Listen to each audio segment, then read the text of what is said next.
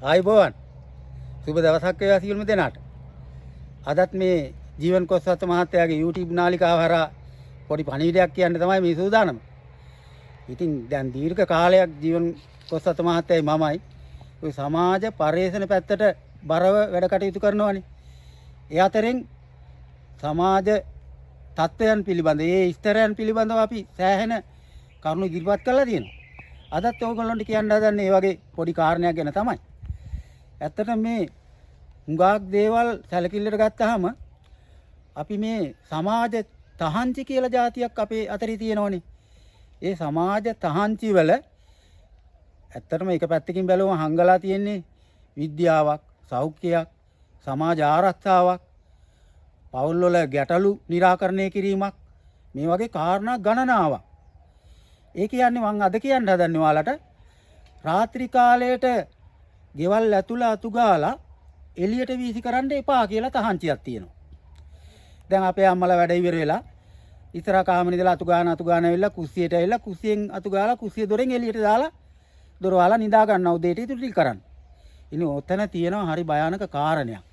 එදා ඔක්කොම ගෙදර ආය මඟුල් ගෙදරක ගිහිල්ලා කලබලෙන් ආවේ. ඇවිල්ලා අම්මා වොන් චේන් එක ගලවලා තිබ්බා කබඩ් එක උඩ. තාත්තා මුද්ද ගලවලා තිබ්බා කබඩ් එක උඩ. ඊට පස්සේ ඔය එහා මෙහා කට්ටිය කලබලෙන් ළමයි එහා මෙහා දුවනකොට ඕක බිම වැටුණා. අම්මා දැන් අතු ගාගෙන යනකොට ඔය මුද්ද අතු ගෑවලා යනවා එළියට. දැන් දොරවල් අහලා නිදාගත්තනේ. ළඟ ගෙදර එක්කෙනෙක් එනවා උදේම පණිවිඩයක් කියන්න. ඔය එනකොට කුස්සියේ දොර ගාව දිලිසෙනවා. බලනකොට මේ මුද්දනේ නැත්තම් චේන් එකනේ. ටක් ගාලා ඕක අරගෙන හංගගෙන ගිහිල්ලා ගෙදර තියලා ඇවිල්ලා අලුතෙන් ආවා වගේ කතා කරනවා. කතා කරනකොට ආනේ දැන් දැහැරුණේ කියලා ඒගොල්ලොත් විශ්වාස කරනවා මෙයා මේ දැන් තමයි ආවේ කියලා. හැබැයි දැන් තව ටික වෙලාවකදී මුද්ද හොයනවා, චේන් එක හොයනවා. හොයනකොට ඔය ගෙදර ඉන්නවා ටිකක් දඩබ්බර කොල්ලෙක්. ඉතින් තාත්තා තර්ජනය කරනවා උඹත් දැක්කා මෙතන තිබුණා. නෑ කියන්නේ කොහොමද මෙතන තිබ්බ මුද්දකෝ ගත්තා නම් දීපන්.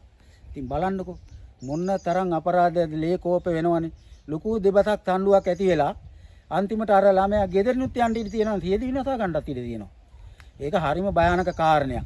ඒ හින්දා තමයි මං හිතන්නේ අපි කරන පරිශ්‍රණ වල ප්‍රතිඵලයක් ඇටියට අපි විශ්වාස කරන්නේ මේ සමාජ තහංචි තුල තියෙන්නේ මිනිහාගේ ආරක්ෂාව. ඒ හින්දා ඒ වගේ කාරණා හොයනකොට අපිට ඔන්න ඔය තොරතුරු ටික හොයාගන්න පුළුවන් උනේ මේ අනුරාධපුර සබරගමු වගේ ප්‍රදේශවලින්. තව විවිධ මතිමතාන්තර ඇති.